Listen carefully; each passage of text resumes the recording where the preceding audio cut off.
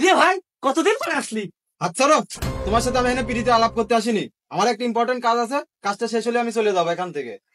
তুই আমার সাথে আর কি মারতেছিস? কতদিন পরে আসলি? বয় একটু রেস্ট নে, রান্না বাড়া করি, খাওয়া দাওয়া কর।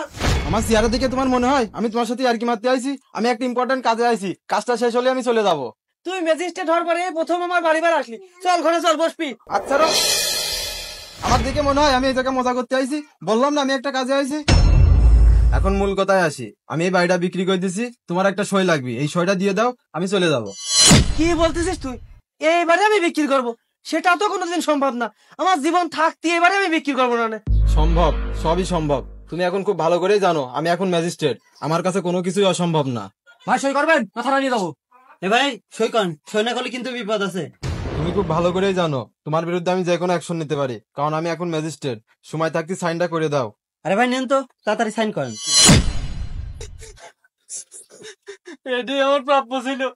আমি মূর্খ সূর্খ মানুষ, সেই ছোটবেলা থেকে কিলোমিটার করে মানুষ করেছি।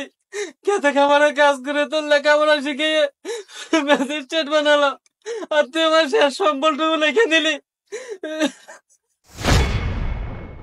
এখন তো ভাই আমার ম্যাজিস্ট্রেট, সে তো তার ক্ষমতা দেখাবি।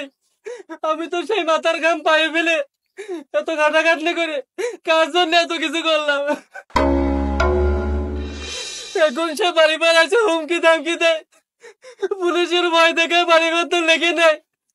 এই দিন দেখার জন্য কি তোর বড় করেছি আমি? এখন তো এই বাড়িতে থাকার আমার কোনো আর অধিকার নেই। তাহলে যাই পথে ঘাটে সেটা থাই গেল। এই দাঁড়াও, তুমি কোন দলিলে সাইন করলে দেখবা না পড়বা না? এই দলিলটা দাও জানি, এই না পড়ো। এখন আর এই দলিল দেখে কি হবে? যা হওয়ার তো হয়ে গেছে। এই নেন, আমি যাই। এই দাঁড়াও, দলিলে তো অন্য কিছু লেখা থাকতে পারে, তুমি না দেখে সাইন করবে। এই দলিলে লেখা আছে আমি একটা 2 তলা বাড়ি করেছি, সেই বাড়ির সম্পূর্ণ মালিক হলো তুমি, আর এটা হলো তার দলিল।